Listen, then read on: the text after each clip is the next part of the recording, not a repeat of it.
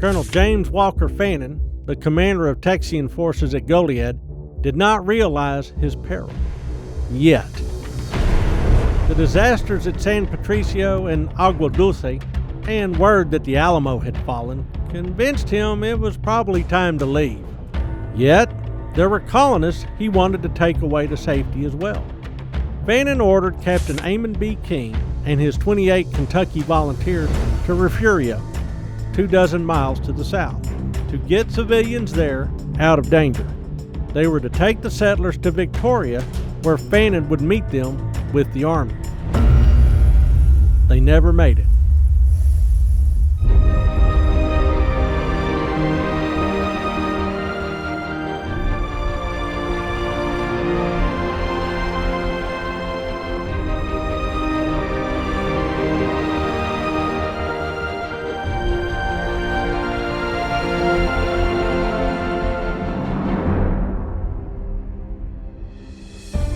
Local rancheros, calling themselves La Guardia de Victoria, intercepted the Kentuckians.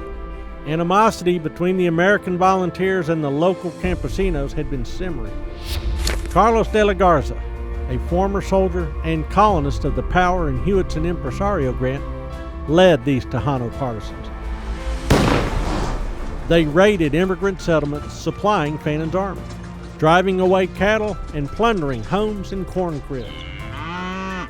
They and other rancheros also provided spies and scouts for General Jose Urrea and his government troops. De la Garza may have been a Federalist at heart, but he could not abide the Americans or the idea of an independent Texas.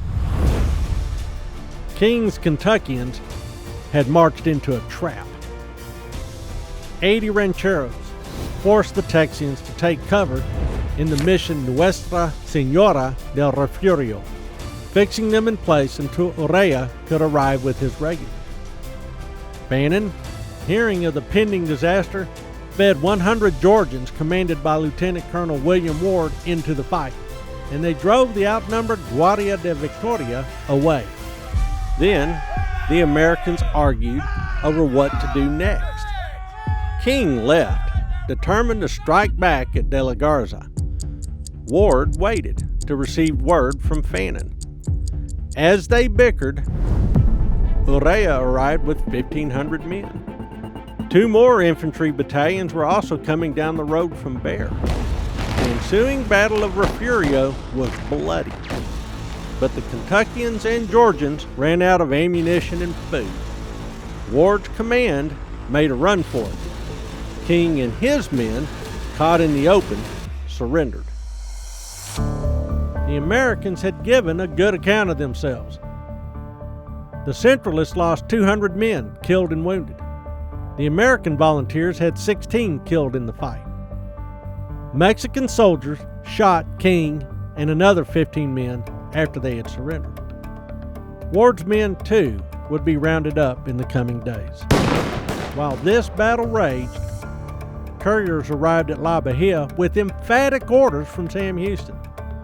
Fannin needed to leave immediately and join his army on the Colorado River. Instead, Fannin fretted. Where was King, Ward, and their men? What about the settlers from Refugio? By March 19th, Fannin feared the worst and could wait no longer. He led his remaining 400 men out of La Bahia and toward Victoria, just 25 miles away. He never made it. Halfway to this destination, General Jose de Urrea and his army caught the Texians in an open prairie near Coleto Creek and surrounded them. The two forces sparred for hours in the Battle of Coleto Creek until the Texians ran out of water and ammunition. Urrea's men had killed 10 of the Texians and wounded another 70, including Fannin. A like number of soldados had followed. On March 20th, Fannin surrendered his command. Urrea sent this batch of prisoners back to La Bahia while he and his cavalry rode on to Victoria. Now, both outposts on the San Antonio River, along with all their garrisons, were gone.